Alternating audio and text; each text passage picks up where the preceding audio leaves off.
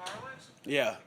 Congratulations on the win tonight. Can you just talk about the overall offensive performance? They had some short fields early on in the game with some defensive turnovers forced. Guys finally pulled away there a little bit in the third quarter. What did you see out there? Just going out there executing what we practice. Nobody's gonna complain about the defense getting stops. Getting turnovers. So it's just how it go. They came out in a different defense than we thought it was, so we had to adjust a little bit. So I think we did a good job of adjusting on the fly. Hey Marlon, what did you see on your touchdown, your first touchdown in the third quarter? Dylan made a pretty good pass to you over the middle there. It looked like you reached out and grabbed it. Talk about that play and just the offense overall. How did you think it performed? You guys were averaging over 600 yards. Tonight you only getting over 400. Did it feel like a letdown for it, or you guys kind of stalled? What did that feel like for you?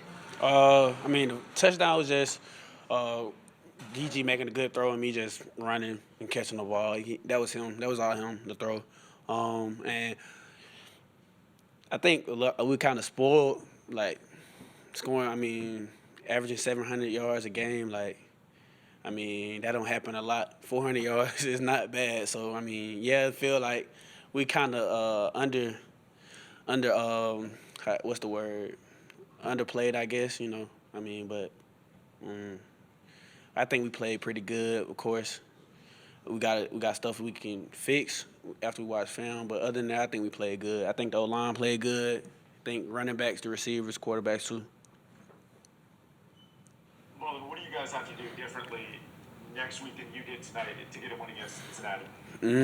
Just treat it like another game. Of course, we can't make some mistakes that we made today and in the past. If we want to beat them, obviously that's a good team, ranked number 7 in the country. But, if we do what we do, I take my guys over anybody in the country. Hey,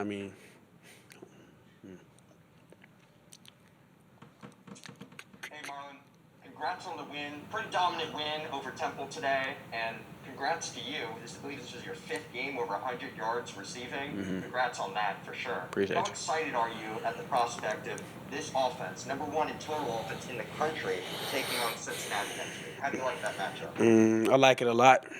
Just like I said, I like my guys over anybody. Of course, they got a great defense over there. Their offense is doing really good, but I take my guys over anybody. It's gonna be a big task, but we looking forward to living up to it.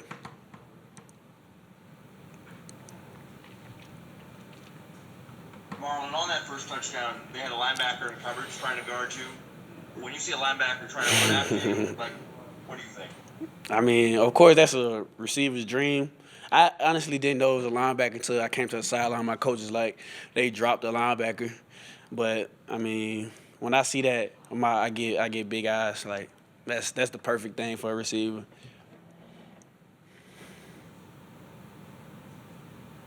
Marlon, when you guys went into halftime, did you guys talk about his offense, maybe how to kind of kickstart things in the second half, or did you guys just kind of know you guys were going to be able to kind of come back and play a little bit better in the second half? My receiver coach, he always tell us, like, we don't know. We practice, we watch film, and we see what the defense is going to do, but we honestly don't know what they're going to run until we get to the game. So it was just us adjusting on the fly. We knew at halftime. We came in at halftime, made our adjustments, and we knew if they came out in the same thing they came out in the first half, we knew what we could run to beat them and stuff. So, it's just how football goes sometimes. Sometimes you got to make second half adjustments. Marlon, offensively this year, you guys have really progressed, even in the absence of Trey. What is the impact of him potentially coming back do for this offense that already is #1 in the country?